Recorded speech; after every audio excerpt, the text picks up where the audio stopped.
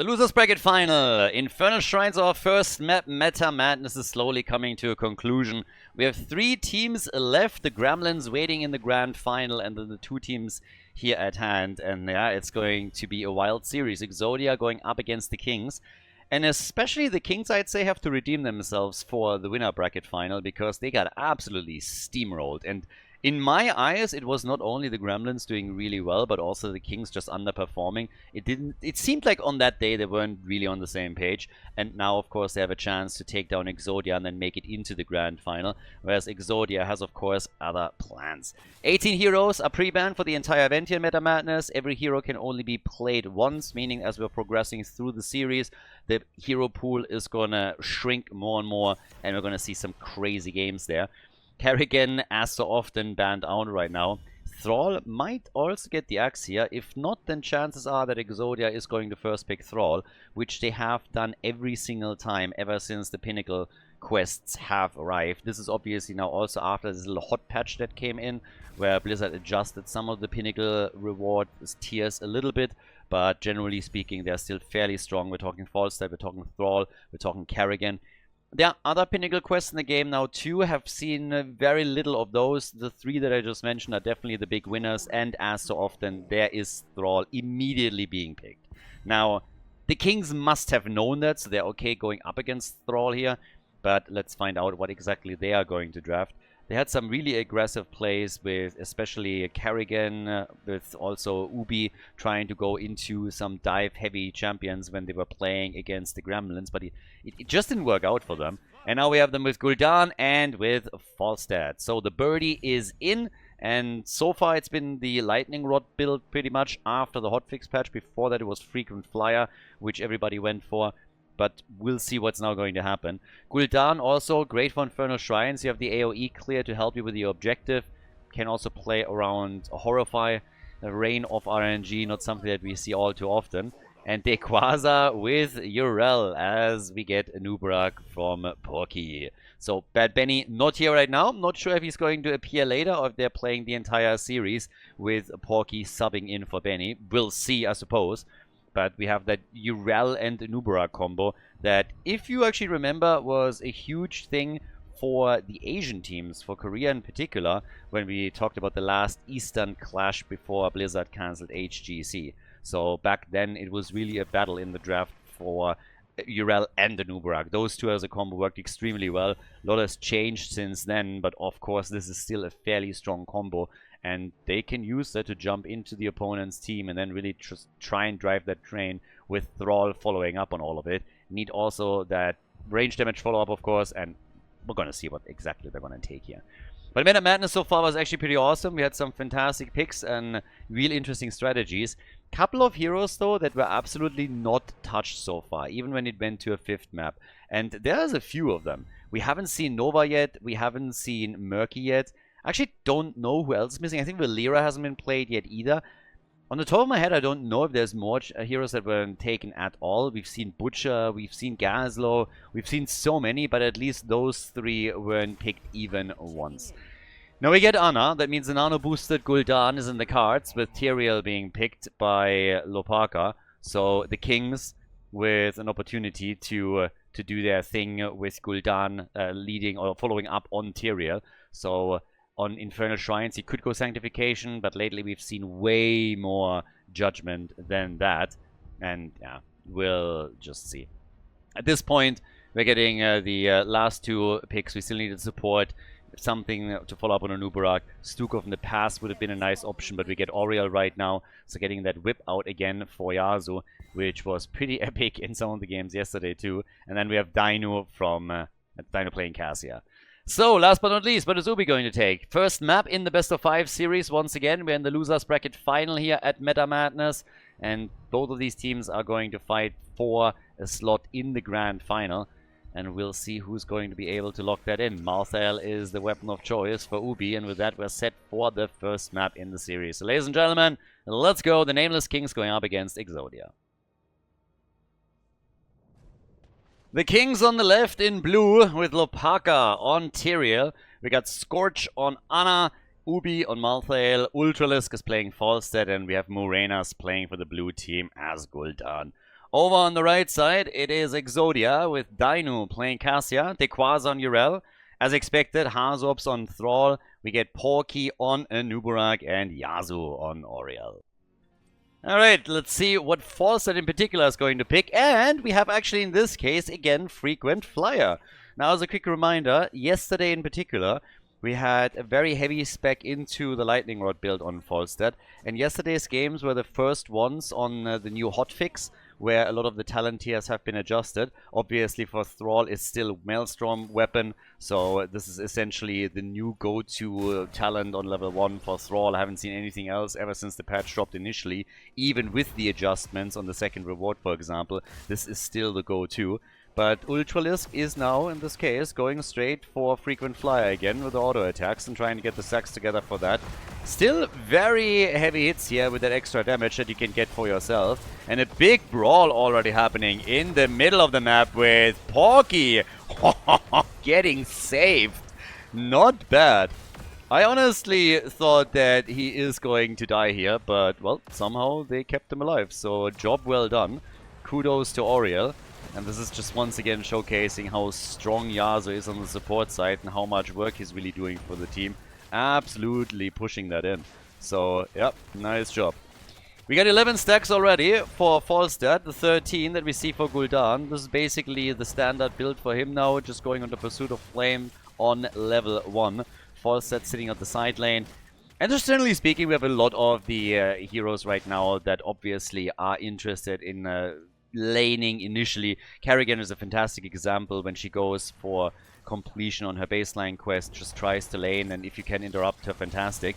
Nice dive by Anubarak, but a little bit too late to do anything about it. The trap has been set, and this time he's gone. Anubarak is gone. Ultralisk jumping out. Ana is dead too, and they're losing Tyrael, but Thrall has also been eliminated, and the explosion goes for Dequaza. Somehow Urel still alive, eats the damage from Gul'dan though. Dequaza gone. It's a slaughter, and Yazu is going to fall as well. 5-man team wipe. 5 kills against 2 and an absolute bloodbath over here. That one was wild. That was insane, honestly. An entire level lead now already for the Kings. And holy hell, what an opening. That was brutal.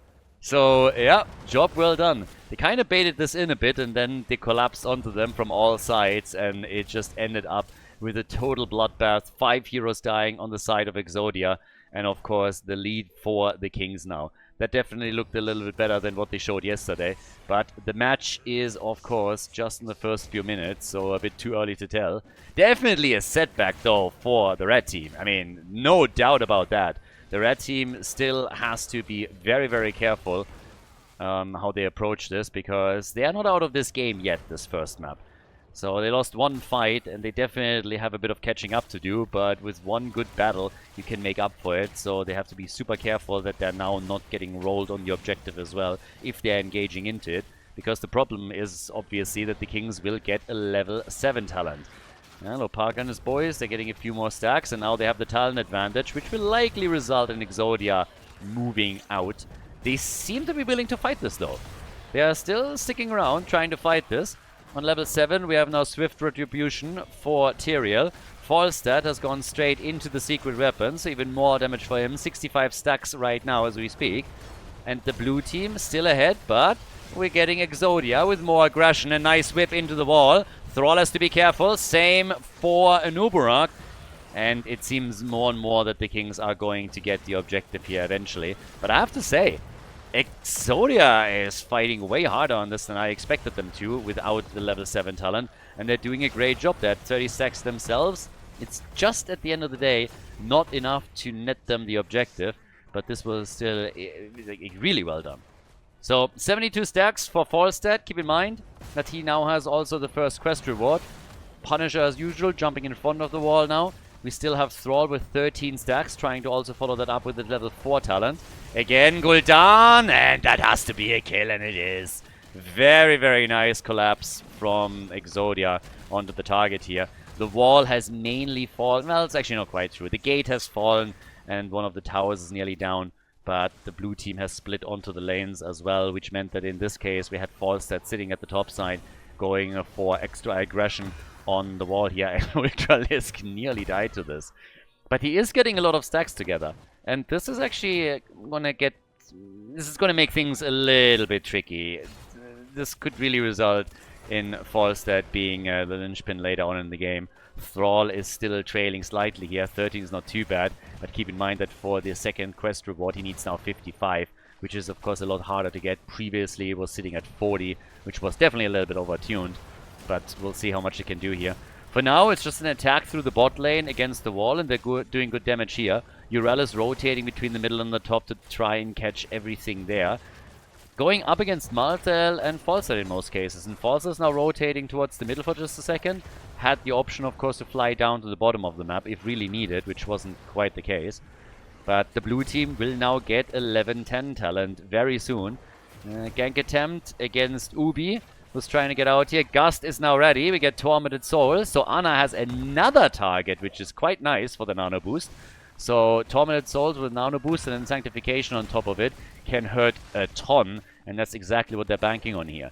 When you're going for the objective, that's a really nice tool to have. Of course, that also means they're missing out on Last Rites as a finisher. But for full control on the Shrine and the objective, that's a very, very helpful combo. That is best shut down with Cocoon. So once that Cocoon gets actually launched, they have to very quickly focus and save Malthael. Aegis, play, Cocoon, Sundering. They're trying to go for Falstad. And even with the Horrify, the birdie is gone. Nice Aegis to save Thrall, but it's not enough. The War Chief gets bounced around here. And here comes Cassia with their own ult. Lots of damage, and Ana gets killed. Thrall is gone, Ana is down, they're going for Gul'dan again. He's able to survive though, went for a quick drain and kept himself alive. And whoo, baby, Blizzard servers with a big hiccup over here. That's bad. I don't think they shut him down already, but yeah, that would be a pretty bad awakening over here. If all of a sudden they're saying, you know what, it's Christmas time and we need to save some money. Let's get the lights out. So I hope that we have nobody that suffers from epilepsy watching this right now, because that was quite the flash. But we're back to business. 6 kills to 5. And seems like things have stabilized here. Apparently even the servers couldn't believe the action that we saw in that last fight. Be it as it may, we have now 6 kills to 5 in total. And yeah, 121 stacks for Falstad. So the birdie is sitting very close to the next quest reward. Needs 150 to get the 50 additional attack damage. So another short 30, and he's going to be right there. We'll see if he can actually pull that off. But yeah, the top, that fight is centering around level 10 abilities with nobody getting 13 in time. At least I wouldn't assume so. Oh my god, they used 3 ults on this. They used Horrify, Sanctification, and Gust. But yeah, we are starting to have a couple of big issues. Like, what is going on here? Another quick reconnect happening? Not quite certain what's going on. This has to be... Now, this is getting a little bit wild. Sorry for that. So yeah, Gul'dan used his Horrify, Sanctification was used, Falstad used the Gust. So that was pretty... I mean, bad is maybe the wrong word, but it was a bit of overkill. They were all trying to save Gul'dan and just didn't coordinate properly. That allows now the red team to very easily get the objective. They're sitting at 39 and just wait it out. Thrall is on the point with this and will grab it eventually. They're catching up on some experience. Mortar Punisher is now taken as the blue team is pushing through the middle of the map in the hopes, of course, to get a quick kill here, which didn't work out. They'll have to face the music at the top in a 5 versus 5. And both of the teams have now level 13 talents, which is the main reason why Exodia has delayed this in the first place. Yeah, Porky gets instantly attacked, so was hoping for a stun. But Falstad was already away, and Dequaza is still sitting in the back. Malthael is now moving in and actually figures that out, so they're trying to go for Falstad, but the follow-up from Anubarak is just a tad too late. In comes the attack on Urel. The top fort is gone though, so structurally Exodia's dead, but the nano boosted Malthael. No, Malthael without the nano boost at this point. But with Tormented Souls, went in deep and got the red team very low. Wasn't able to get a kill. They lost the fort though, and that's the biggest problem. So the fort is down, and that was a pretty big issue.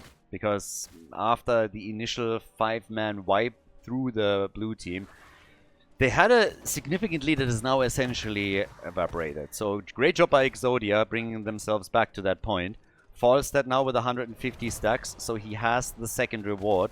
Is now halfway done, halfway on the way to his pinnacle reward, which is unlikely that he's going to get it. It's not impossible, just pretty tricky to grab it. It took him 10 minutes to get the 150, so it's not impossible for him to get to 300, but it's not what we're usually seeing. Still possible depending on how long this one lasts though, but just that reward alone is going to make things quite good for him on the damage output. And talking damage numbers, Falstead currently at 12,000. Again, he's been focusing mainly on the lanes. We have 36,000 as the top damage dealer for the blue team for Gul'dan. 29,000 for Cassia. She's the top dog for Exodia.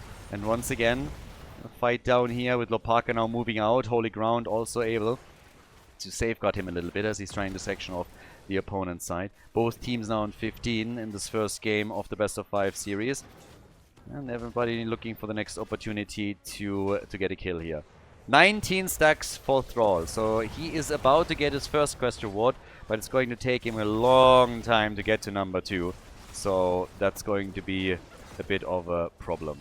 At this point, we are still looking at the level 16 talents that are about to come. Falstead is really stacking quickly here. So Ultralisk is getting very, very quick moves out with his level 1. We have now the sustained wins over here. And Falstead should be able to really dish out a lot of damage as the game continues. Down at the bottom of the map, we're having Lopaka together with Scorch and Morenas sitting on the lane. Haas is the only one that is currently trying to defend here. Still sitting on 19. Not a lot of brawling going on for him to stack his level 1, obviously, which is one of the main problems that he has. But here come the level 16 talent, which gives us Templar's Verdict for Irel, the Alpha Wolf for Thrall, and we're getting Anuburak with Epicenter, whereas, of course, the Reservoir of Hope is kicking in for Oriel, and then on the other side, we're getting Afterburner. It will be interesting on 20 what Falstead gets. Again, if you want to... Oh, can he go for Anuburak here? Ah, the Sundering. Putting a nail into that. Yeah, nice! The perfect timing for Malthael. Getting the ult out and then also utilizing Nano Boost to keep him alive. He was about to get killed. They got the kill on Anuburak. And now what about Dainu? Yeah, the heals are there, so Dainu survives and makes it.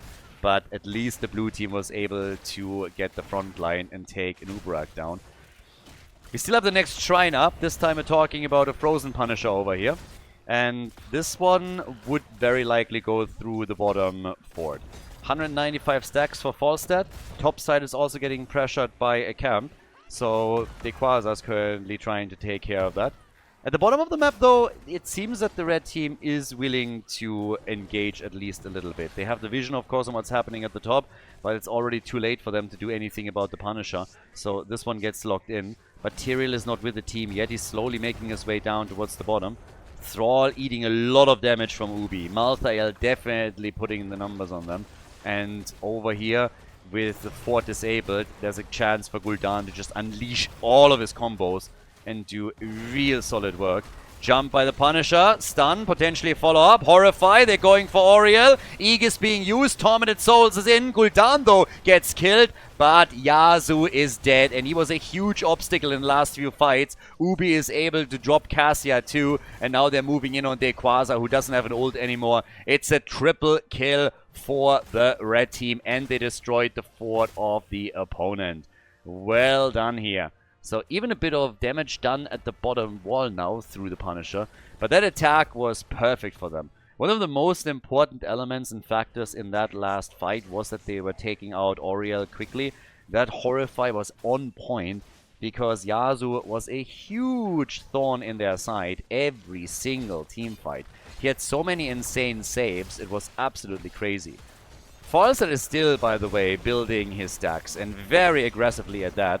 They go for Anuburak, take him out. Falstead now coming in, a little bit of body blocking, and big damage from the birdie too. 12 kills to 6 now, as Thrall is dead once again. 70 stacks missing for Ultralist to get his pinnacle reward, but he's already putting in huge numbers in team fights. It's not necessarily reflected in the hero damage just yet, simply because he's only participated in the last few battles with actively targeting heroes. He's most of the time really sitting on that side lane, trying to get his stacks up and controlling the waves.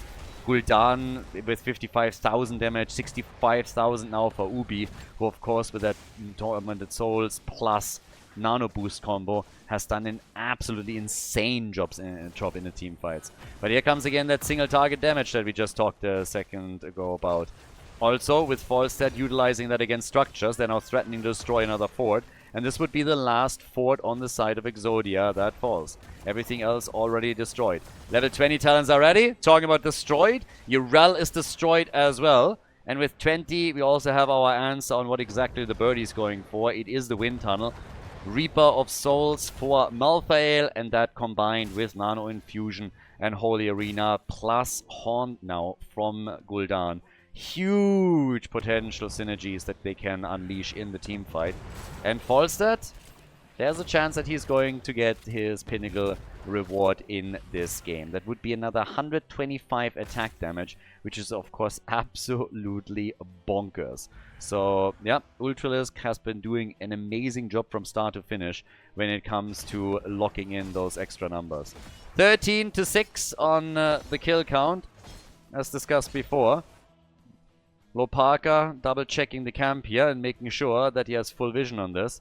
Porky is actually also a bit worried that they are going to invade and try to steal this away. So far that hasn't happened, but you can tell that they're actually trying to time the camps a bit. We see it down at the bottom of the map and up towards the top. Malthael is also waiting this one out. So the objective has been announced. They can soon take all of this to tee it up perfectly from when they're going for the objective. And all of this is happening just as we get level 20 talents for Exodia. So it's going to be an eye-level battle for the next Punisher in the game. Titan's Revenge, the word of glory.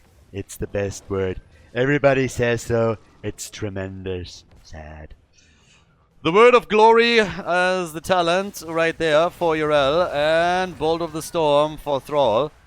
But now is the real big moment for, well, first of all, of course, the Kings. They have a chance to take a keep down, but also for Exodia. This is a chance to bring this back a little bit. They're trying to go for Falstad and for Anna. Wind Tunnel into the corner, and Tanubarak plus Urel both killed. Holy Arena on the ground, Malthael with his ult, then the Wind Tunnel, and they just absolutely wrecked them. Hazu is going to be the next one to die. The old man gone. 17 kills to 6. And the Kings with an absolute demolishing team here as they drop them like a hot potato. Really crushing them in the team fight. They can go for the objective. They still have Malthael on the point trying to get the Punisher, but the team is moving in on the keep and they will attempt to end the game right here. So 8 stacks missing for Ultralisk's pinnacle reward. I mean, just for the memes alone, the next minion waves, he has to take him out right there. He needs to at least get the reward, even if it's not really doing anything with it. 297.98, and he's done it, completing the quest 18 minutes in, just as they are about to end game number 1. The Kings with the lead in the best of 5 series here in the losers bracket against Exodia. GG. We're going to head in game number 2 in a second. Guys, if you enjoy the content, if you like the coverage here, please subscribe to the channel and like the video. It really helps to spread the videos to people that were interested in Heroes of the Storm in the past and might rejoin the game. So spread the love a little bit, help to promote the games here, like and subscribe, and I hope that you enjoy the rest of the series. Game number 2, we're heading to Battlefield of Eternity. We had a couple of hiccups in game number 1, and I honestly was at a point where I thought it must be on my end, but apparently other players had problems too. And even hosting the game for, hosting the lobby for game number 2 was a bit tricky because Yasuo just got kicked out of the game randomly. Ubi had also problems, and after the first map, he was apparently directly disconnected from Battle.net. So it seems like there's a bit of a server issue. I hope that it's resolved by now and that we're not running into problems in game number 2 as well. It seemed that at least a lot of the catching up that we saw on my end hasn't happened for the players to that extent, but there are apparently a few server shenanigans going on right now. Hopefully resolved, we'll see. Fact of the matter is, the Kings are in the lead right now. We have Battlefield of Eternity coming up as our second map. 10 heroes were played and cannot be played again in this series, whereas we have the 18 heroes obviously banned for the entire duration. So BOE means that we're also getting Chen banned out. There's obviously a lot of research done from both sides now into the past games of their opponents, and when you look over to the Kings, then they've used a lot of Chen on Battlefield of Eternity when they could, so that gets eliminated. Could also be that we are seeing Ultralisk's Reyna again. His Jimmy against the Gremlins on the map was absolutely crazy. I have never seen that many stacks on the level 1 than with him. The mechanics on Ultralisk in this game were absurd. Didn't help them to win it, but the damage output and the stacks that he got, also the survivability that he all of a sudden had throughout Behemoth armor, and the stacks that he was able to acquire for it were pretty crazy. It was kind of a shame that that performance did not lead to a victory for them on that particular map, but maybe they're going to retry it here today and see what they can do. We get the holy cow. So, ETC and Uther. Give me that mosh pit and that divine shield. Moo.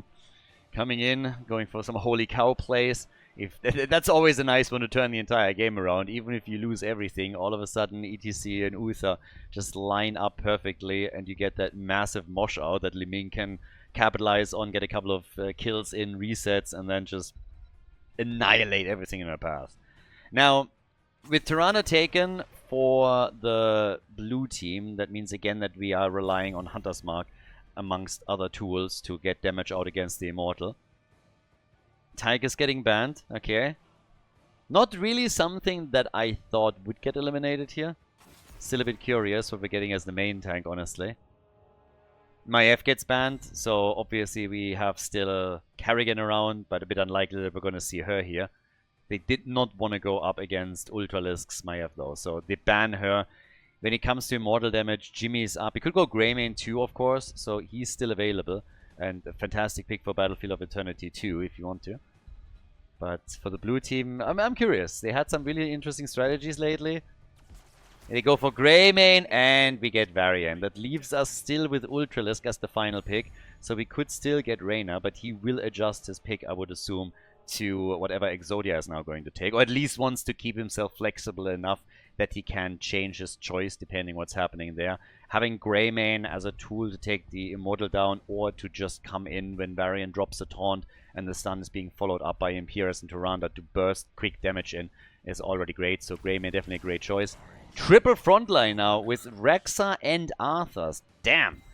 ETC, Rexa and Arthas. That is a pretty crazy frontline. And it's going to make the life of not only Greymane, but also Varian, for example, so much harder. How is Ultralisk going to react to this? If he is trying to go for level 1 stacks, he now has a lot of targets on the other side. But this could make things extremely difficult for them. So, final choice for map number 2, and we get Deathwing. So, ladies and gentlemen, let's set this up. Second map in the best of 5 series at the losers bracket final. We're heading to Battlefield of Eternity.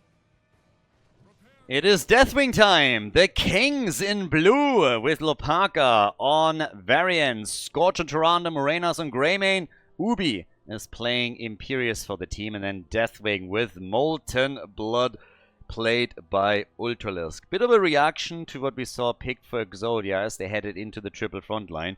We have Hazo on Rexa, Porky is playing ETC, Yasu on Uther, Dequaza with Arthas, and Dino on Li Ming. Ugly skin over here for Ultralisk, so he goes into the turkey skin. And yeah, or at least one of the turkey variations. I mean, honestly, at some point Blizzard should go for a real turkey variation. They could get a skin in with the deep fried Deathwing turkey skin that they release around Thanksgiving, for example. There's definitely some people that would jump on that instantly. Talking about jumping on things, both Greymane and Varian jumped on Misha there for just a moment, and we're trying to get a kill in, a quick one. The good thing about Deathwing is, of course, that he can't really be too affected by the front line that we now have for the red team, so this is where they are attempting to counteract that a little bit. The question is just simply if that works out for them. there's a huge amount of slows and stuns and just general CC now that we have on the front line of Exodia, and that can really, really screw with what the Kings are running here and what their plan is for the entire series. So if they are able to overcome this or not, that's the big question of the game, and we're gonna find out. For now, Varian is already falling potentially victim to exactly that. Gets just CC'd for days. And Greyman also mega low, so all of them are able to get away. But the thing that of course comes with that is that behind it you have then Dainu on Li Ming, who's always ready to get a kill, get a reset, and he's just capitalizing on all of this. And it's not only just the fact that he's sitting there trying to follow up on stuns that are being executed in front of him, but on top of that... Oh, ETC. Yep, ETC. He's gone. Yeah, on top of just the general amount of CC that Li Ming can follow up on, one of the problems that they have is simply that they need to also try and get to Li Ming somehow. And I mean, good luck with that if your opponent is just consistently shielding her with 3 to 4 frontliners. So that makes this whole thing so much more difficult for them. Morena's getting attacked here. Yeah, quickly jumping out, is able to escape. Also good for him. But still needs to be very, very careful with all of this. We got level 4 now in, slight leading experience, at least for the Kings, so that helps them a little bit. But a lot of that is being caught up on by Arthas as he moved towards the top. Imperius has already moved back. With level 4 we now have Taunt ready, which of course for the first objective is going to be one of the biggest assets to the blue team. After Molten Blood, we're now getting Dragon's Ire for Deathwing.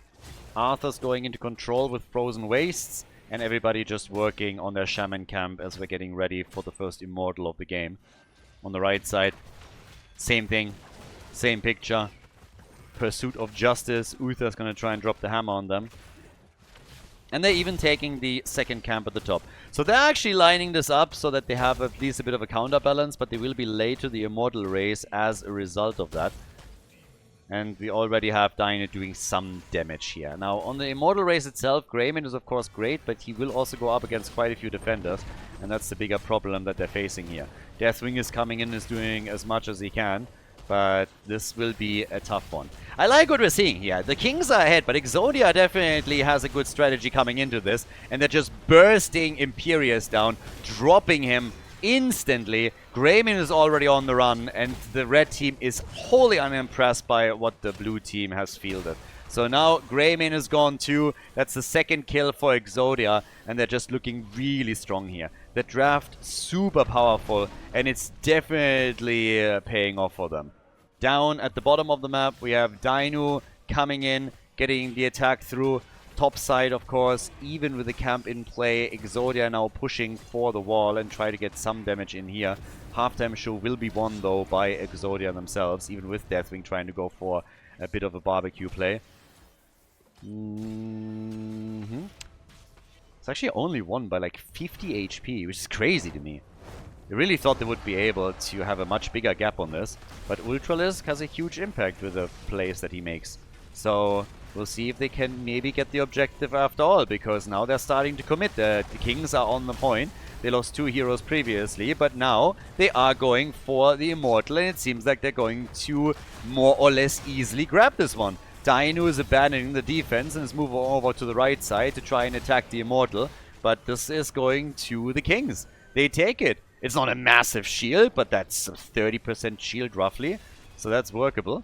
And we'll see how much damage they can do with it now at the top of the map. Slight advantage, at least, for Exodian experience, translated into an earlier level 7 talent, but it's not a window that you can work with. Seeker on level 7 for Li Ming. And, well, with that we now have we have also Firestorm. Imperius is dead again, so that's a bit of a problem. But generally, I still gotta give it to the Kings. That they were able to take the objective here was big. Can they get kills too? Greyman is going in deep. They could turn it on him though, and they're trying to. But Scorch is ready. In comes the taunt. Yeah, the synergy just wasn't really there. They needed some damage on it, and they just couldn't get enough to follow this up with a kill. Dino's running out of mana now though, so that's a problem. Dino without mana, damage on the fort. They're not able to take the entire thing down, but that's still a lot of damage done. The wall destroyed, the fort down to 30% of its hit points. So that's still solid.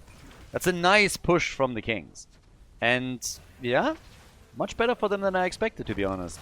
After Exodia did so well on the defense at the Immortal and was able to get 2 kills, it really seemed like they would be the ones to fully walk away with the first one. Weren't quite able to manage that. Now down at the bottom of the map, we're having a bit of a trap set up for Dequaza, but he's not falling for it. With Varian not showing on the map, they're playing this extremely safe, and Dequaza has absolutely zero interest of becoming the sacrificial lamb. So as Varian is still missing, he is not heading into that battle. He's just saying, no boys, don't need it. And just as I say, he actually jumps in, gets immediately attacked. Do they have the damage to take him out? Howling Blast is there, and they do not. Which means that at the top we have a 4 versus 3. But Murky! Hello, my friend. Careful. You guys have a numbers advantage, but you gotta be cautious. Misha gets eliminated. Unbearable. And yeah, seems like Rexa without Misha might be the first one on the chopping block here, but they go for now for ETC. Can they take him down? And the answer is again, no. It's honestly wild to me how well coordinated the retreats of Exodia are. So if I didn't know better, well, they have 2 Frenchies on their side, so maybe it's not that big of a surprise. Years of experience at tactical retreats are finally paying off for them. They are basically losing nobody as they're moving out of these fights. If anybody knows how to retreat in style, then it's the French. And they just show this time and time again. Have apparently even taught their secrets to the few Germans that we have on the red team. So we're getting the best out of both worlds, I suppose. Level 10 gives us Cursed Bullet. We have also the Bellowing Roar over here. Disintegrate. Yeah, no wave of force. Full disintegrate, even though a Nubrog isn't on the other side. But the attacks are now focusing again on the blue team's Immortal, at least initially. There's camps on the lanes, trying to push for forts. So that's something that both of them have to keep an eye on. But nobody wants to expose themselves. I mean, there's no real aggressive plays being made where somebody is committing heavily to the Immortal just yet. So they're playing this out a bit slowly, not trying to get too aggressive. But now the blue team is finally starting to move over. They're utilizing Greymane here, get him into a good point. But what about Imperius? He already struggled before. Might be in trouble again, gets the heals, but it's not enough. He's dead. Lopaka might fall. That's a double kill. They're trying to get a counter, moving in on Arthas, who popped the Army of the Dead already. Scourge is also dropping. That's 3 down. Make it 4 as Greymane dies. Only Ultralisk still alive. Ultralisk is the only one that didn't get eliminated here. Huge win for Exodia in this situation. And now all the way up at the top, we have Arthas pushing in. It's Rexa at the bottom of the map that is doing the same thing. And this is just fantastic for the red team. They want to equalize the series, and they're on a really good way to make that happen. 7 kills to 1 is already massive. And now, of course, they can get themselves a very, very impactful Immortal.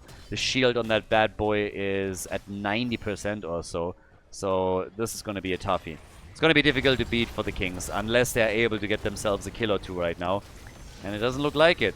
Well, maybe. Misha, okay. I guess that counts to an extent.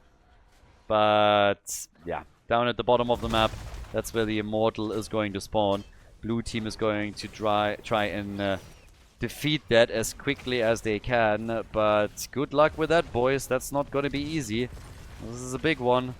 This one is going to hurt. So let's see what they can pull off with it. Quest completed for Varian at least. Level 13 talents are in. That actually allows Dainu to go for Glass Cannon. One of the reasons why I went into this integrate. We get the laser show from him as he dishes out the damage. They're pushing them back. Ultralisk already with a Scorched Earth here. Misha again about to fall, but the Immortal bursts through the rest of the wall and is now going straight in for that fort. On the other hand, there's the push for a kill, and even with the ult of Imperius, they're not able to get it. They are still sitting at the 2 kills to 8 margin. We have 1.5 levels of an advantage for Exodia, and after they just took the fort out, they are rotating topside in the hopes to, of course, take down another fort and another structure. Yeah, they're looking good. They're looking really, really good over here, and this might lead to a tie in the series. Who knows? We'll find out soon, TM, I suppose. 46,000 damage for Liming, and 35,000 for the blue team, for Ultralisk. with his Deathwing performance. Yeah, Dino is eating decent damage here because of Glass Cannon, but he so far hasn't had any big problems. We have him with 0 deaths so far. Imperius has been the punching bag on the blue team side, died 4 times. So, yeah, he had a real tough time. But, yeah, trying to close the experience gap, of course. It's not going to be easy. Let's see if we can pull something off here. Imperius still waiting down here. Ubi hiding. Moving down to the bottom of the map from the looks of it. No, it's actually trying to flank in. So they have the level 13 talent. They're trying to flank in with Greymane already gone. And that is basically the moment where Ubi just says, okay, I guess we already goofed this up and I have to move back out here. So, yeah, Imperius can do very little to turn this around without Greymane as a damage dealer still being in the game for them. Yeah, trying for ETC, but Porky gets out of the fight, no problem. Taunting Nisha and taking her down again doesn't really change things. At least they saved the fort, so with all of the sieging up at the top, Exodia wasn't able to get the second fort of the game. We have the next objective coming in, on the other hand, and I suppose with a bit of luck and patience, the red team might be able to get themselves to level 16, so that's definitely in the cards. I suppose we'll see if they can make that work or not. But right now, it would be even talents if the fight would happen right now. And the Immortal is actually up, so the blue team has a window in which they can attack where they will be on even talents with the opponent. And that's going to be their best shot for the time being. Arthas is already moving in. They Quasar just pressuring them the entire time. On 13, we had Uther with Well Met. And Arthas followed it up with Biting Cold. So, yep. Very much interested in having control over these fights, particularly when we're talking Greymane, Imperius, and Varian. Them escorting the camp at the top lane also means that there's likely another fort that gets crushed. The Kings will probably lose their top lane. But they have to be interested in what's happening over here. The problem is that with all the delay tactics that we're seeing from Exodia, they're now about to get level 16. So they have the talent advantage. And that gives us another follow-up, specking straight into Frozen Tempest with Remorseless Winter. So this is going to be really, really tough. ETC with the Mosh, the Quasar moving in deep, fully controlling Greymane here. And they just can't do anything to him. Now they're going for Ubi. Remorseless Winter kicks in. It's the end of Imperius. Everybody is on the run, barely trying to stay alive as we're having Tyrande and Imperius both taken down. So that gives another objective for sure over to Exodia. And they've been running this game for a long time now. A 9-kill advantage with a draft that they puzzled together. Varian is not going to do anything over here. It's way too tricky for them right now. This is going to be disastrous. They need a bit of a miracle, honestly, to turn this one around. The shield on the Immortal is going to be massive once taken. Unless somebody grieves fully and runs it down middle. Oh, wait. There's no mid lane here, so that can't even happen. So they're going to be totally fine. Greymane, he's dead again. They were trying to go for a quick kill and couldn't. Dino is just murdering them. Nearly died himself with Glass Cannon, but still. They get Tyrande, they get Imperius, and now they're moving in on Varian, and that's 4 kills in a row. The Immortal at the top lane, and this is very likely going to be the end of map number 2. So, brutal plays by Exodia here. They're going through their opponents in the top lane like hot butter through cheese, absolutely crushing this. So, we'll see what they're gonna pull off here. And if you've never heard this with a hot butter through cheese, then welcome to the channel. If you have, there's a link in the description to some hot butter through cheese merch. Still the best one that we have. We even have a hot butter through cheese apron. For all of the aspiring chefs out there. The one thing that Exodia is aspiring to is a victory in this series and a position in the grand final. They're certainly making a big step towards that goal by taking down the core on Battlefield and putting a point on the board. They take down the Kings in game number 2 here in the best of 5 at the losers bracket. GG. Coming up next, we have game number 3 for you guys. Before we go, a big shout out to everybody that is supporting the channel on patreon.com/Khaldor. Really appreciate the support, guys. Thank you very, very much. If you want to support the channel, if you want to support our efforts to keep the Heroes of the Storm esports scene live with all of the events and tournaments that we're hosting, then please consider to check out patreon.com/Khaldor and support the channel there. It's the best way to support all of the things that we're currently doing for the scene and plan to do in the future. With that being said, enjoy the next game of the series. Towers of Doom, everybody! So, let's go! We got the Kings against Exodia. And yeah, this is going to be an interesting one, as expected. We have a tie in the series now after Exodia just defeated them on Battlefield of Eternity, which obviously means that we have, right now, 20 heroes that are completely banned because they've been played, and then the 18 that are pre-banned for the event. So 38 heroes are already out as we're starting into the draft. And with this being Towers of Doom, it seems that at least the Kings have absolutely no interest in Vikings being played on the map. Maiev also just gets continuously banned out, and the same is true for Kerrigan now. You are, of course, in a bit of a weird spot if you are Exodia, because you would probably love to ban Zeratul as well, which is a hero that we've seen from Ubi a lot. And it's going to get fairly interesting what exactly gets taken. If you are playing in this particular draft format, there's always a chance that you don't ban a hero out, but you just pick him for yourself whenever it fits into your composition. Try to do it early, so to take it away from the opponent for the rest of the series. So will be very interesting here. Muradin as a first pick. And, well, how is the red team going to run this now? They had a great draft in game number 2. It was nearly impossible for the Kings to do anything.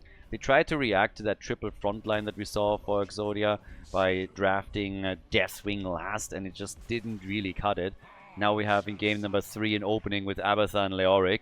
So, yeah, with Abby in the house, there's immediately the question, what exactly are they going to try and copy? One of the candidates would, of course, be Jaina.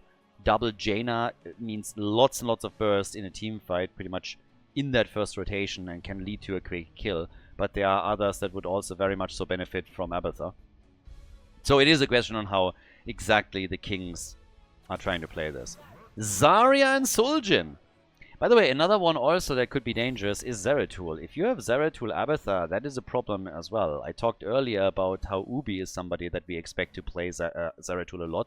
But if Exodia wants to pick him away, this would be one of the openings. You have Abatha Zeratul, that is an absolutely terrifying combo.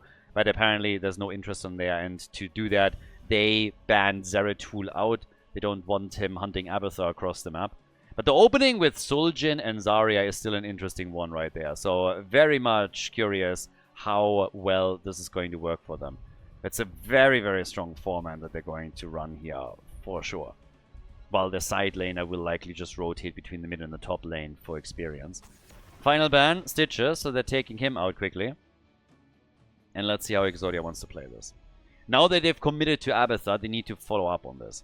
So what's going to be the follow-up? We get Deckard Cain and we get Mei. So they're really taking their time to reveal the copy target, because nothing here really screams Abatha Ultimate Evolution just yet.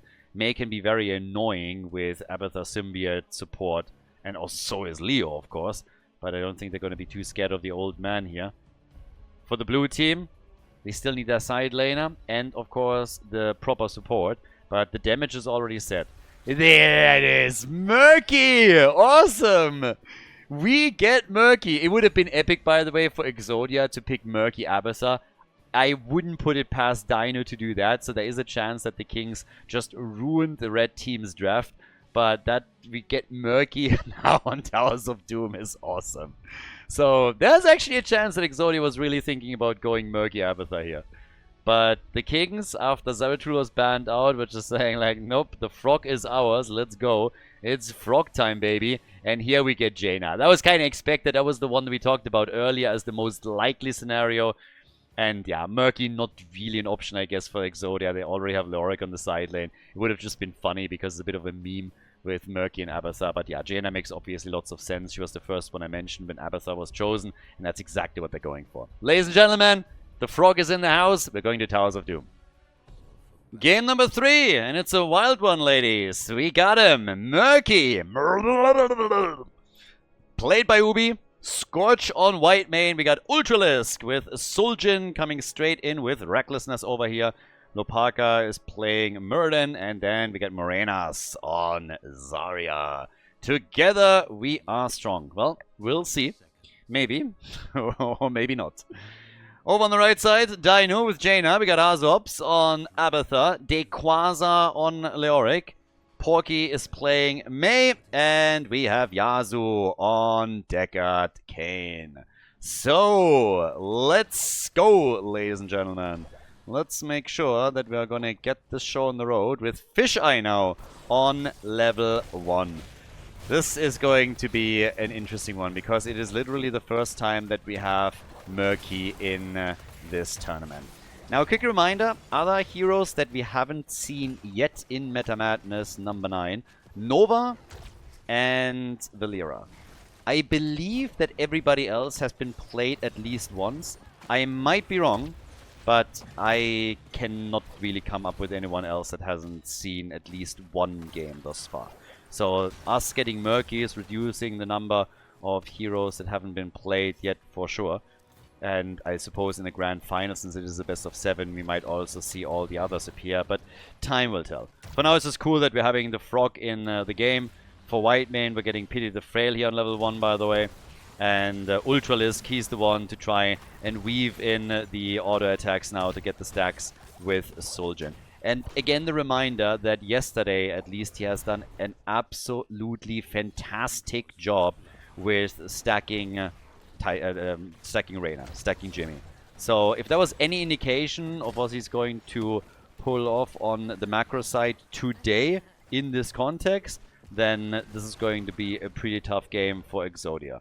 A well-stacked Solgen in the late game is brutal. Is absolutely devastating. For now, though, he has 4 stacks. That's not something that anybody is going to be terrified of. So, yeah, time will tell. We'll see what exactly they can do with this right now. But as you can tell, they're coming straight in for Mei. Try to take her down. Lopaka also a little bit low as he was eating a few of the tower shots here. At the same time now, Murky rotating against Leoric. Has, of course, a bit of a tough time since he also has to face off against the Abatha symbiote. Whenever the head comes in, Murky is in a bit of trouble. And Ubi is getting pushed back as a result and has already lost the wall here. So this is going to be lost to them eventually. It's their 4-man where they really have to make up for this. And this is exactly what we're now seeing from them, or at least the attempt to pull that off. Ultralisk down here with big damage. At least trying to get it. Gets good stacks in too. I mean, he's sitting at 9 stacks currently. They get the Stormbolt on Mei. More stacks, more damage, but not enough to take the front line of Exodia out. They are sieging very, very heavily up on that particular structure though. And which is quite important here, because again, they will lose the top bell tower eventually. That is going to be a problem one way or another. Abatha, bit more of an active performance currently in the game, moving towards the top right and trying to grab the altar. Murky has to deal on the left with Leoric, and that's going to be a bit of a nuisance. But since the blue team was able to claim the altar down at the bottom of the map, they can now head to the top left and ensure that Leoric is not going to steal this one. So they will walk away with 2 out of the 3 altars, which is typically, of course, what you're seeing when we're talking about an Abatha team in the game. Deckard Kane also getting caught. The old man, a little bit dementia-riddled, was going for the wrong path here and quickly caught by the opponent. Absolutely no chills from the Kings. They don't respect the elderly here, and they just went in and took him down. Gave him an early retirement. So Deckard is gone. More stacks, therefore, also for Zul'jin, who's now sitting at 13. So yeah, good for him. We got Black Lagoon and, of course, Slime Time on level 4 for Murky, with level 7 follow-up Ferocity for Solgen. Kind of noteworthy also in the context that obviously the auto attack build is still very, very common for him, but you can still go for your Arcanite Axis on level 7 and try to get the additional stacks in. He's doing okay with stacking, so the range increase will be there in just a bit. But let's see how much Exodia can really do to counteract all of this. On a macro level, they're doing better. That top bell tower is in trouble. Down here on the other hand, Ultralisk with big stacks and damage. It's at 15, so that's the range increase that he already has. Should be able to get away here. And yeah, works that in very, very easily. But the problem at the top with Murky dying the entire time is simply that Murky is up against the Symbiote of Abatha and then the Quasar's Leoric. And this is going to lead to a bell tower that will be taken. So while Murky can be a nuisance, at this point, Exodia is winning the macro game. Muradin again jumping. It's all about the pressure at the bottom of the map. We still have level 8.5 versus 8.5. Double altar is popping up at the bottom of the map as the bell tower at the top is indeed being taken. Yeah, there's the slide. Ultralisk, can they take him down? They might be able to. White main with the heals. Big damage from Ultralisk. He might not survive this. Abathar is helping out May, of course, but he makes it eventually. And now it's all of a sudden Porky who's really in trouble. Lots of stacks came through in that fight for Suljin, and that's the problem. Even without the kill, Suljin is now at 24 stacks as is. So he is getting a lot. They lose Muradin, but this is of course very late game focused what we're seeing. The altar in the middle was channeled by Murky. Ultralisk with more damage. Tries to get away. He's gonna survive it. As level 10 kicks in for Exodia. They pop the Entomb, but even that can't stop Suljin. Ultralisk is now sitting at 29 stacks and is about to hit the 30 and therefore complete his quest. So the damage output is for sure there. He's at 22,000 and has therefore the top damage in the game. Exodia has taken the lead in experience though. Murky is trying to retake the bell tower at the top and went straight Octograb. Haymaker, Octograb for the blue team. Whereas we get the Snowball, the Avalanche over on Exodia's side. And there's the copy. Double Jaina now as Abathar committed to the ultimate evolution. We already have 2 bounced out of the fight. That isolated White Mane and she dies quickly. And Morenas gets also eliminated. So job well done by May in particular. Fantastic job actually by Porky. He did a great move with that Snowball, making sure that they fully isolated the support. Here comes Ultralisk. He's gonna die, but he gets himself a few more stacks. And they get a kill. Nearly got a second one. But, oh, and they do. The Haymaker value. Lopaka, you little beast. That was a nice drop by him. They get a kill on Jaina. Look at this. So first, of course, it is a few more stacks for Suljin, but he dies. They take down May, and then the Haymaker plays straight into the tower range, making sure that Jaina doesn't make it either. So, job well done. Yep. Good job. But, as is, we're now looking at 18 stacks also for Murky. So, with Slime time, he nearly gets that extra slow, which is going to be massive for him. I mean, that slow amount later on in the game can really make or break an entire fight. And that's what they're hoping for.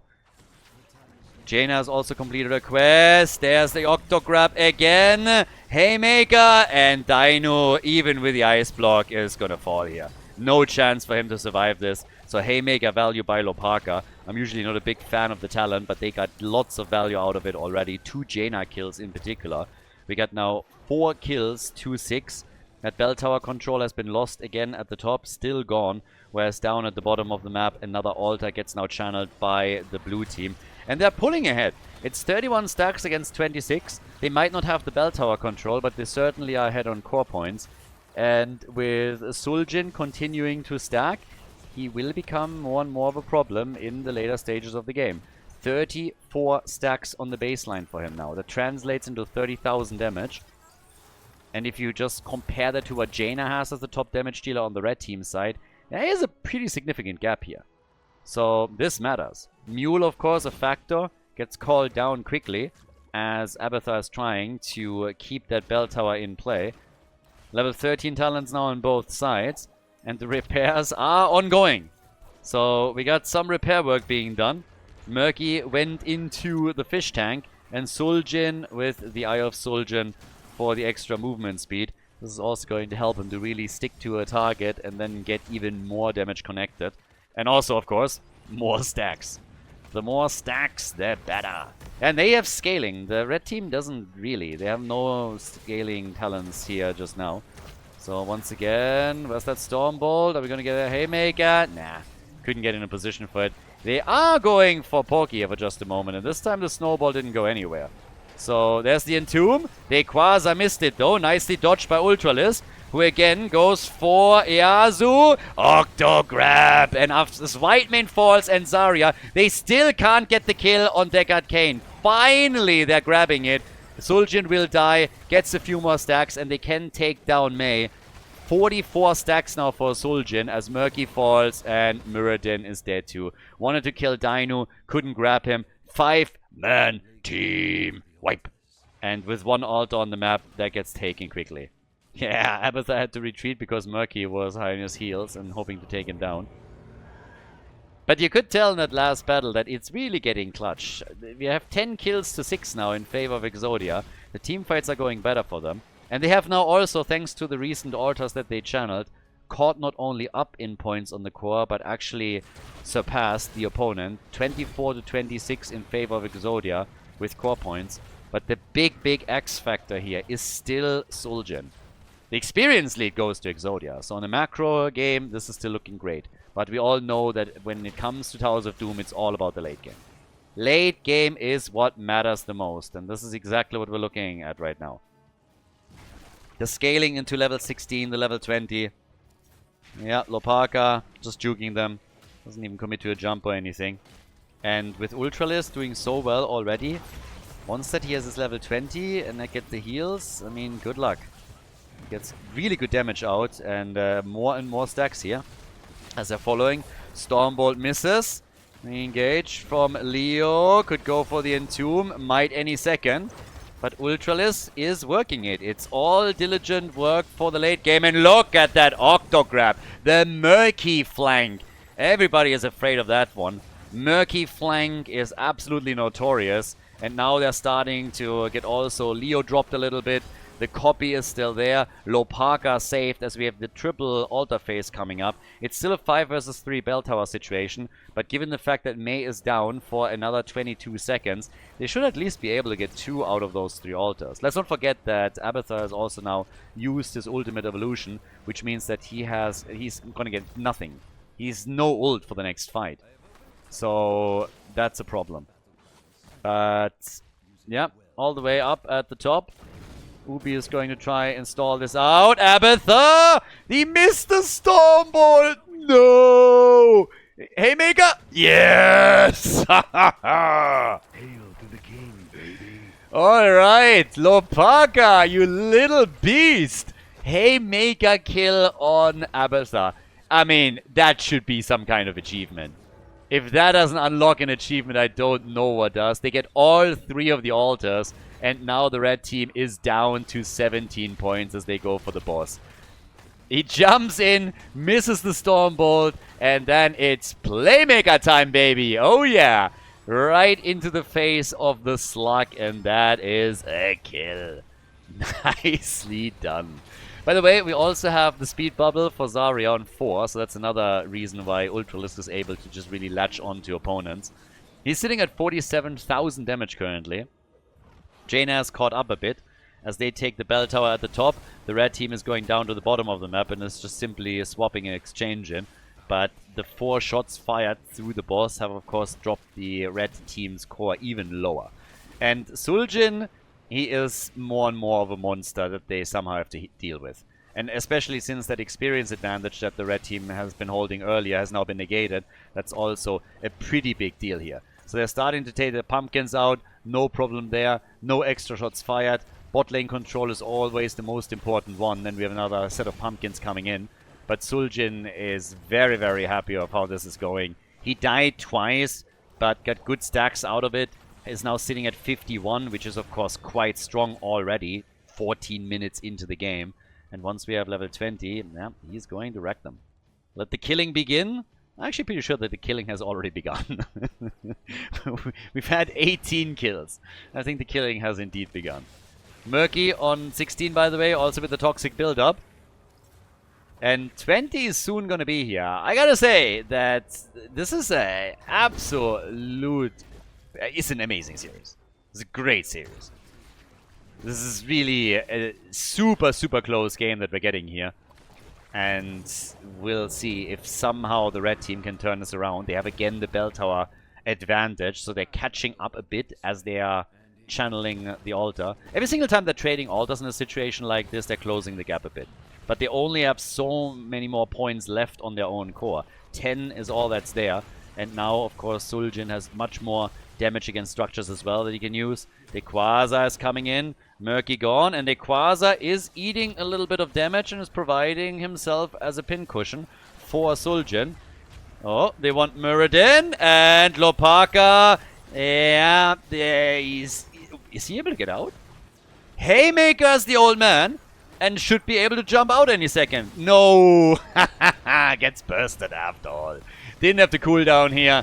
Now we have Murky in the mid lane. Only 3 at the bottom of the map with Muradin gone. Suljin is about to die. Gets his ult out. Might actually escape. And with the shield on Zarya. No! Abathur is able to take him down with a spike burst. No way! I thought for sure that after Zarya delivered the shield that he was safe. But that's a problem. That's a huge problem, actually. So, yeah, he lost a couple of stacks on death here, as you can see. So, that's a problem. He's back down to 50. Ah, that's a setback. Level 20 talents are now in play. And this is where things are getting quite exciting. We have Wintermute in, obviously buried alive. Flash Freeze for Mei. But the blue team will get their Storm talents in a second too. And there's only a single altar that is currently spawning. That's going to be a freebie for Exodia. So they're going to get 5 shots fired. But the blue team is back and they're going to try and take at least the pumpkins out. Maybe retake the bell tower at the bottom of the map if they can. By now we have level 20. That gives us Amani Resilience. And we also have the Making Inky. So, it is slime time, baby. Scarlet Crusade is there too. Lots of poke coming from Zarya as she committed to the unyielding defender. And Suljin, again, he has his 20 now, so this is going to help him a lot. If he can properly set this up during a fight, it's going to be big. Grand Slam. So you have the second charge for Haymaker. And we'll see how much he can contribute with this. Suljin obviously need to build up a few of the stacks that he lost earlier. Muradin low. And there's the ult from Quasar. They get Muradin. Any counter kill potential. Seems like Deckard Cain is in trouble. And yep, Yasuo is gone. Yasuo is gone. But Suljin gets his ult out. Can he take Quasar down? It seems like it. Quasar is about to fall and is getting dropped. Jaina on the right side, also no chance for her. Zarya turning into a killing machine herself. That leaves only Mei and Abathur for now. Zarya can try and go for the laser show with a quick brrrr, but it's all about Ultralisk more so than anyone else. He's at 58 stacks currently, and his damage is exactly where you expect it to be. Up at the top, 65,000 against Jaina on 58,000. 14 points on the core against 10, 11 kills to 16. We're on level 21, as we have 4 bell towers on each side. Game is even again. This is about the lead in the best of 5 series. Whoever loses this losers bracket final will take 3rd place. The winner moves on to the grand final. Here's the opportunity for each team to pull ahead and get themselves a head start on all of this. They're trying to go for Zarya. Suljin with the damage, but he has no chance of saving Zarya. Zarya is gone. They're trying to get a kill here. Murky has not gone for the Octograb right away.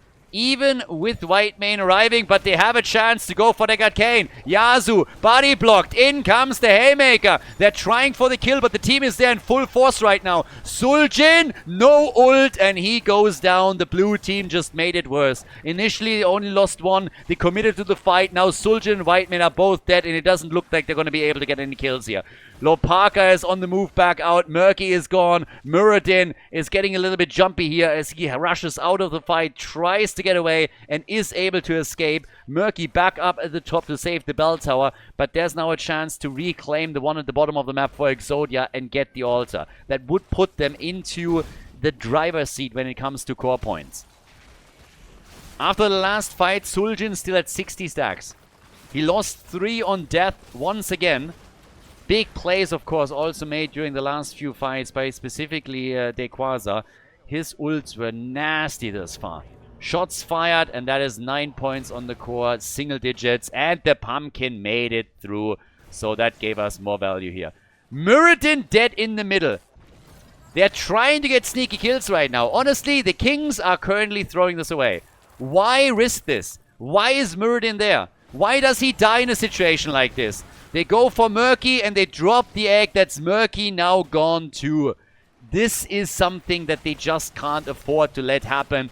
Huge misplays by the Kings now this late in the game, and this is going to come back to bite them for sure.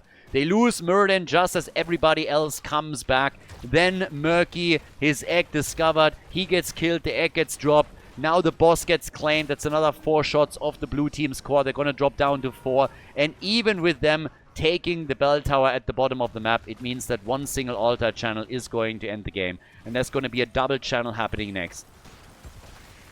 They still have a chance. They can still fight for this. This is not over. But it's so much harder for them now. 21 kills to 11 is what we're looking at here. And the attempt to retake the bell tower at the bottom of the map, which would of course make all of this so much more difficult for them. Muradin's back. Murky back as well. Altars announced. Can they hold the bell tower? That's the question. They're trying to, but I don't think so. The poke is going to be there. Pumpkins are rushing in. Bell tower is taken. And now they have to move through. They have to also keep an eye on the top, of course. But, yep, here's the chance. If they win the fight, if the blue team wins the fight here, they have a big shot at bringing this one back. They got the stacks on Suljin. He's sitting at 60. That hurts. He hurts, and he hurts a lot. If they can use that, if they can leverage that. Dequaza is there, right in between there. Haymaker is being used. Muradin is about to go down, but he's not the only one. Muradin is nearly dead. What about Jaina? Muradin survives, and Jaina is gone. Jaina is gone. Muradin is still alive, trying to get out of the fight. Deckard Cain putting everybody asleep here, but it is Suljin once more that just keeps the attacks coming with a single target damage. Muradin jumping in, connecting the Storm Bolt, but Lopaka is on him immediately, and here comes the re-engage from Porky as he dives in deep. Suljin pops the ult and gets the damage out. Can they get more kills? They need them. Lopaka, low. Lopaka in trouble. Haymaker, Murky wants May, but cannot get the kill. And there comes Dequaza, this monster of a side laner, coming in and dropping Suljin. This could be the deciding moment. They go for May. May still alive. Whitemane is gone. They cannot kill May. She doesn't die. They're refocusing on Deckard Cain, and it's just not enough. It's a 5-man team wipe. The entire team eliminated, and this is the lead for Exodia. Exodia is able to take the lead in this series as they pull ahead with the victory on Towers of Doom. GG.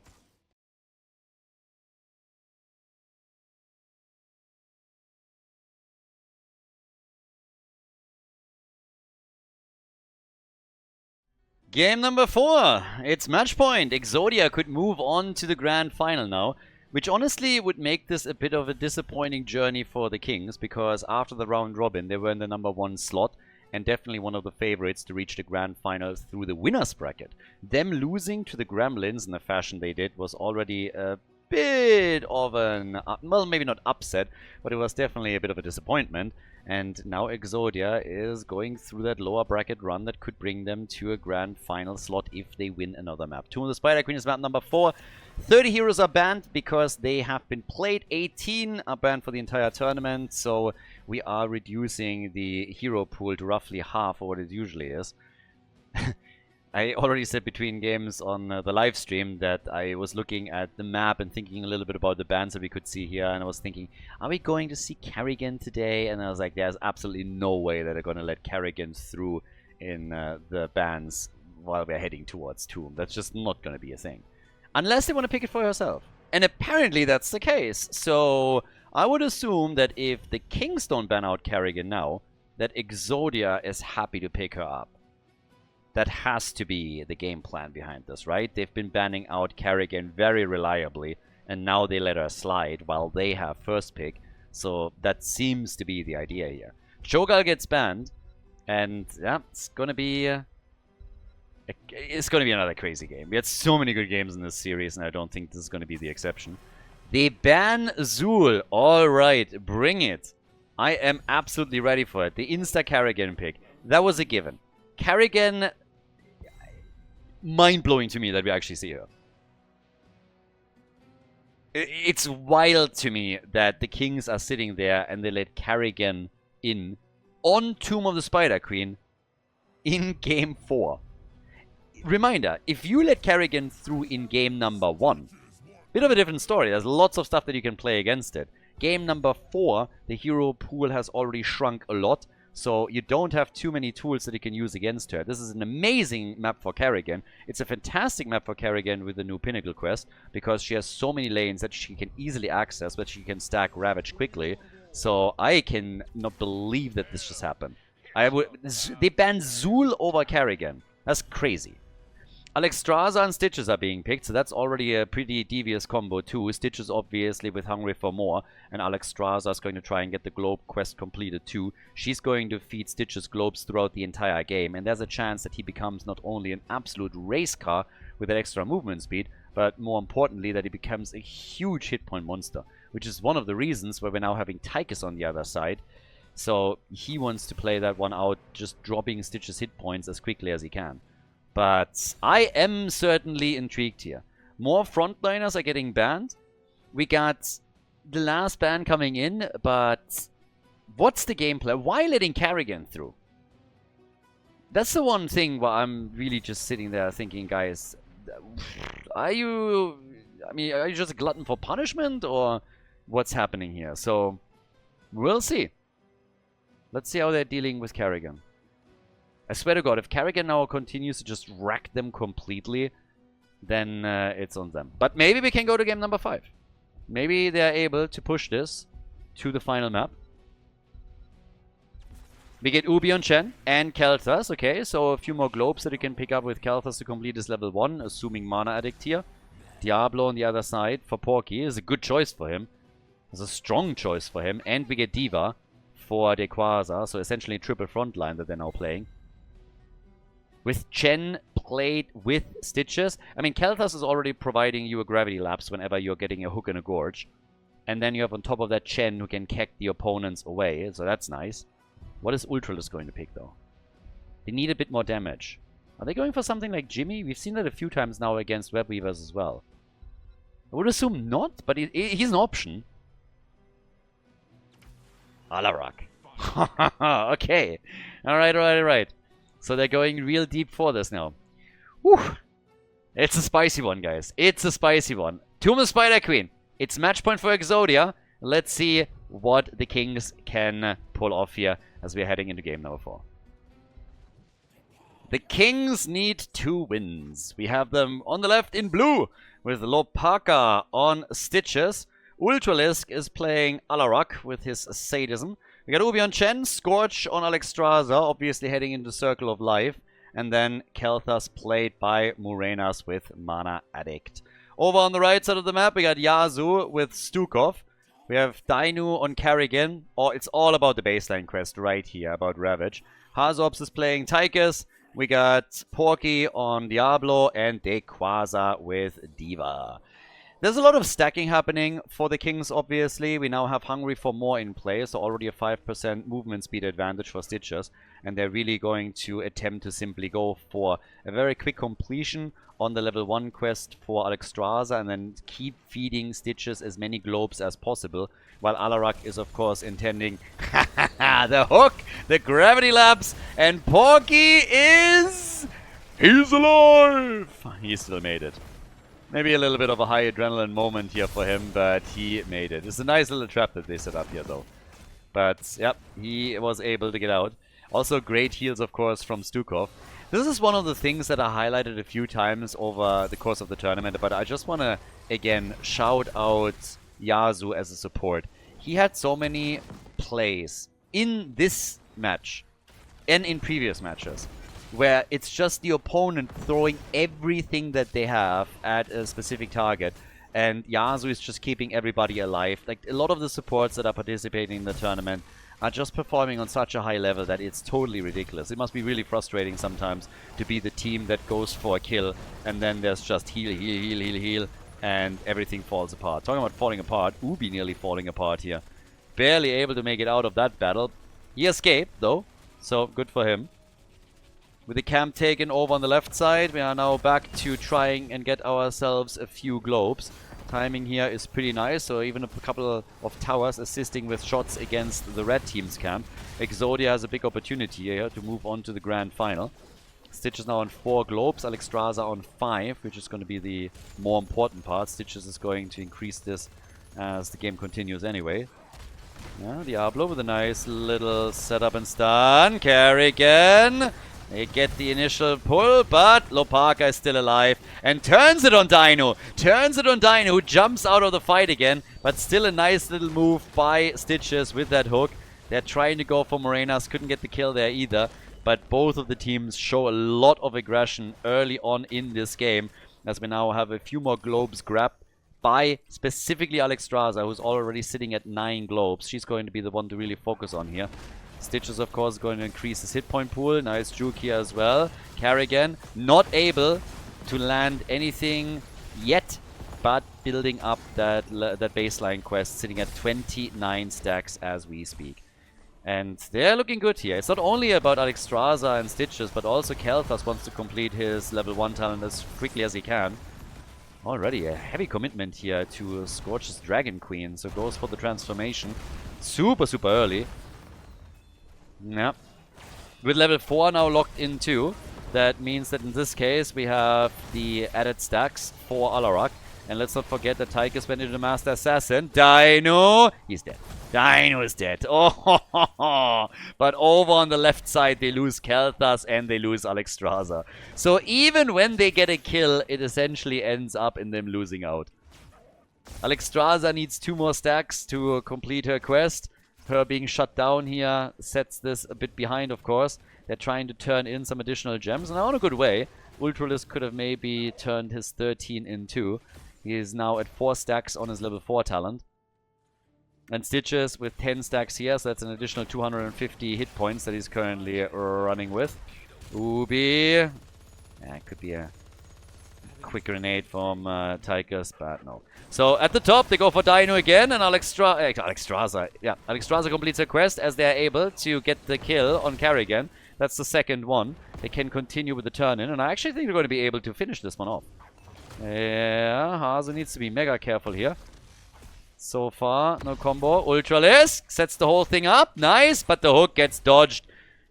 Tychus is low, but he survives. But with Alexstrasza now done, she can just feed globes to them the entire time, and that's what they're doing. The Web Weavers have also been claimed, so now they definitely have a shot at pulling a lot off here with that first push.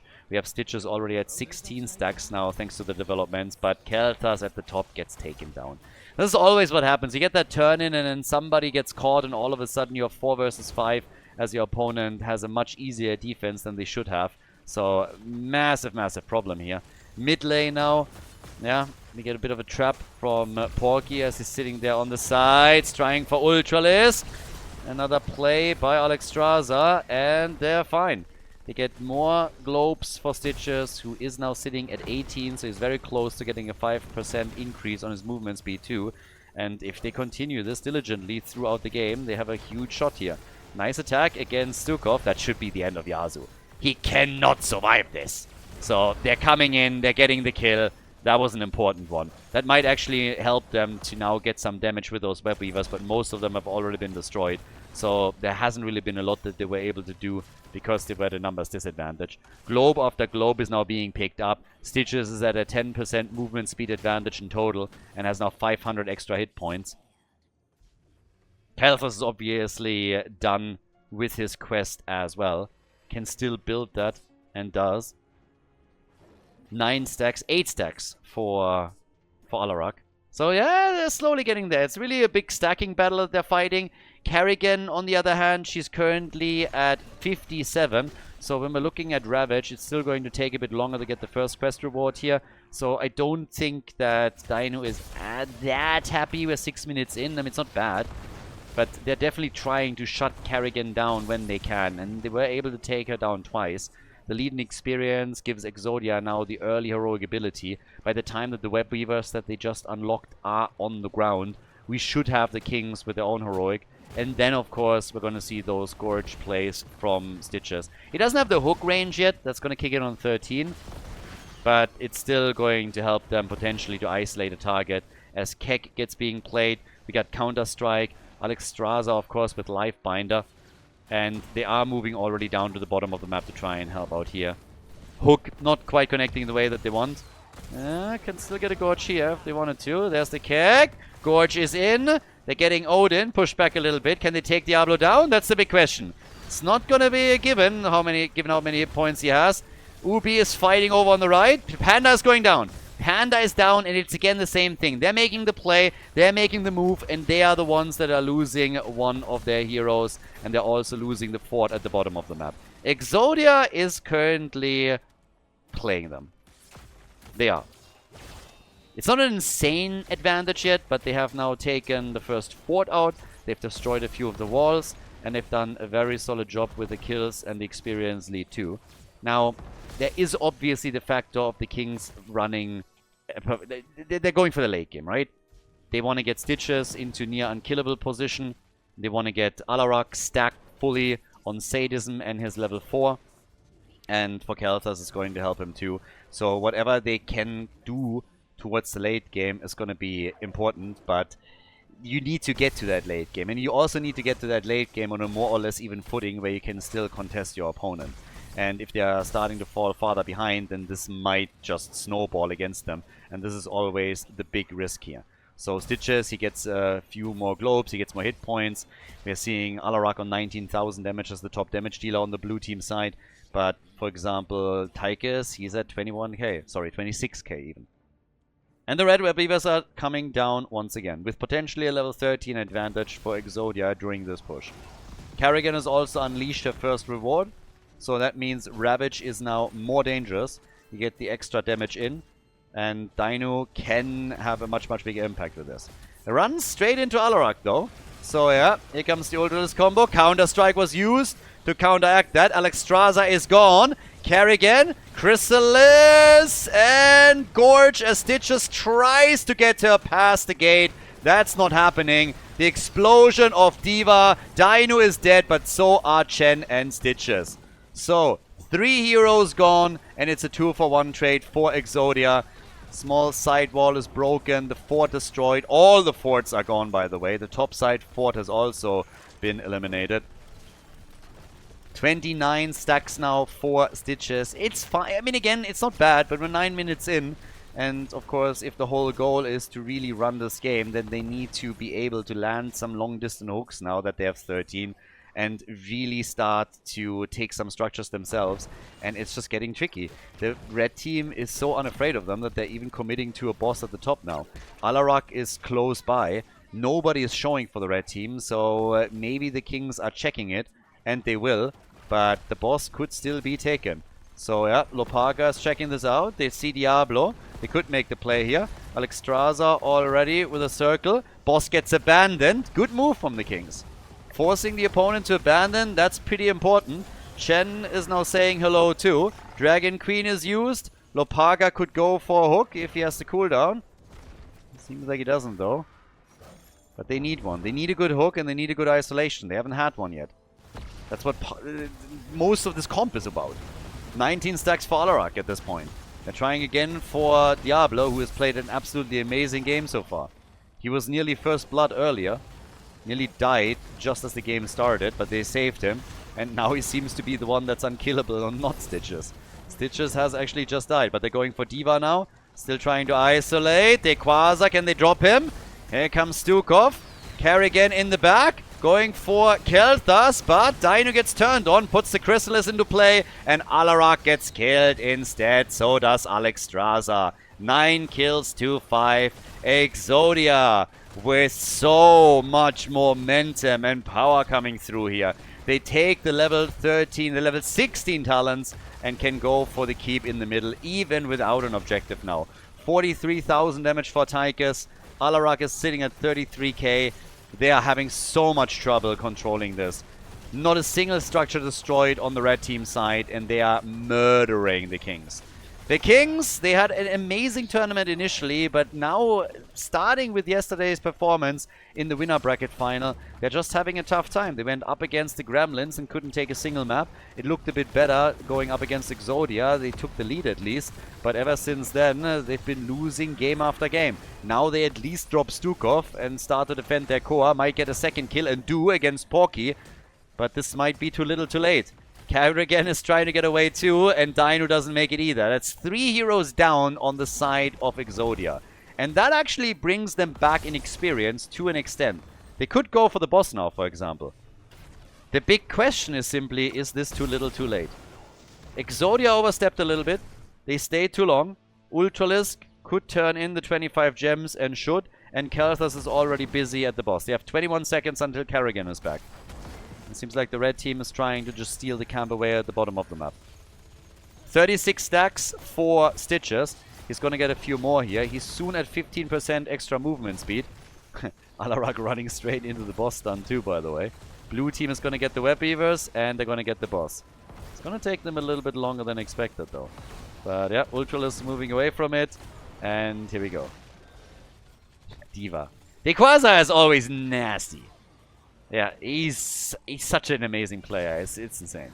But he gets gobbled up here, but I do not think that they have a chance to actually kill him. Oh, well, maybe. There's the explosion. Dequaza. Alara comes in. He's dead. What are you doing? Don't push him away like this. There's the kill. Alright, alright, alright.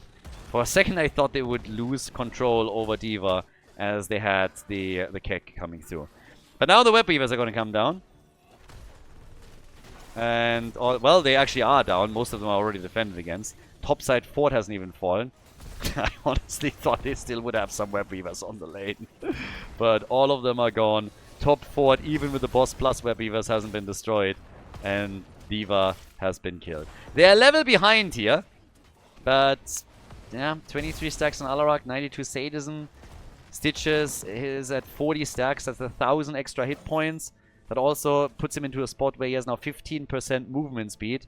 So that's nice. Carrigan, though, is at 136 stacks. Still Keck up. They could try and Keck Diablo around. But Stukov is also already preventing this. Another nice combo here. Carrigan has been sniffed out too. Tries her own combo and the Ultralisk. Doesn't get either. And there's the Gorge. Carrigan is dead. Carrigan is dead. Chrysalis gets blown to pieces within seconds. Dino is trying to get a counter kill and can't. Porky also committed to the lightning breath here, and he might die too. They're actually getting decent damage out on him. And they're still not able to get a kill. Well, actually, scratch that. They're going for him, and Porky is dead again. So all of a sudden, the blue team is gaining momentum. They're getting big heals out, not good enough to save Kalthas, but they're still walking away with a positive trade. They need to eliminate structures, on the other hand, because they are so far behind when it comes to structures that they need to play a catch-up game, and they need to pull that off very, very quickly, or it's going to be utter disaster for them. Ubi needs a helping hand. Doesn't get one from Stitches, and actually dies to this. So Ubi is down, and they just went a little bit too deep and get punished for it. So now a few more globes in play. Kalthas has 58 at this point. Stitches is sitting at 44. There's good damage coming from Ultralisk with Alarak. He's at 48,000. But there's so much pressure against them. Top lane catapults are pushing in the middle. They always have another wave pushing onto the core. So they need to deal with that too. We have 37 gems to 12. So at least they're not at risk of facing off against another Webweaver wave from the red team anytime soon. But since there are Storm Talents now for Exodia, they still hold a massive lead on this. So we get Odin. We also have ablative armor. And there's an entire level that needs to be soaked by the Kings for them to get level 20 talents, which of course means that Exodia uses that time window to attempt to siege up at the bottom of the map and see what they can do here. Alarak gets attacked. Lifebinder instantly on him, and he still dies. Sadism, all lost. They try to get a counter kill on Carrigan. Chrysalis is being used, and Carrigan is likely going to fall here.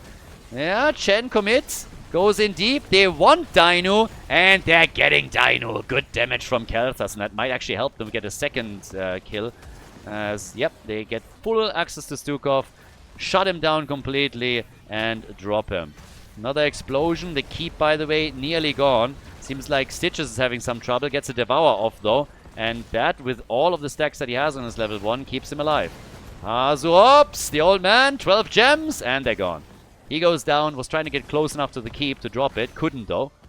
That means 3 heroes now dead on Exodia's side. 14 kills to 14, and they're hoping for more. They're going in for their Quasar, and I think Diva is likely going to die. Can they close that gap? And the answer is yes, they can. Diva gets murdered. Bye-bye Pilot, and look at that hook. Nice. A little bit of body blocking against Porky is going to guarantee them a 5-man wipe, and they're getting it. Boah, they went so deep and they get punished for it. 5-man team wipe. They're absolutely murdered here, and that is the chance to get the turn in. They have enough gems now.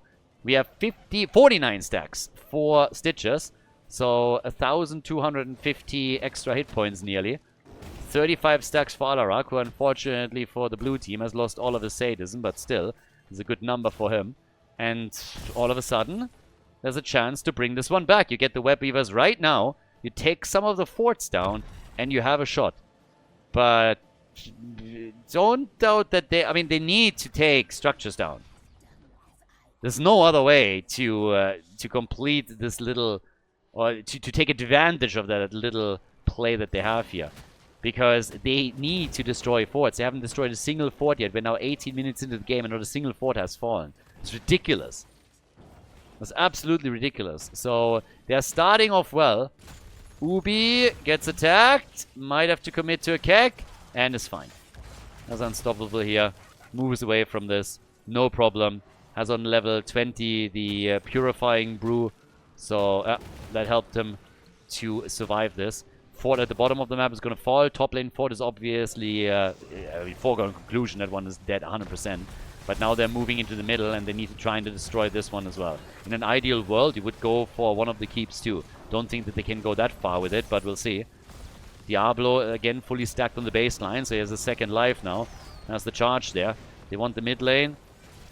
Yeah, they also want their Quasar if they can. Not there yet. They get the Gorge off though, and, well, Lopaka, so many hit points on him right now. Stitches is a beast. Stitches is already a beast. He could be much better, obviously, but he's already a monster. A total monster. So, yeah, they are chasing. Stitches is currently at 8,000 hit points. 8,000 hit points, 4 Stitches, 21 minutes into the game, and on 52 stacks. So that's basically what we're talking about right now. 8,000 HP is not too bad. Definitely something that you can work with. And they're going to stack him further.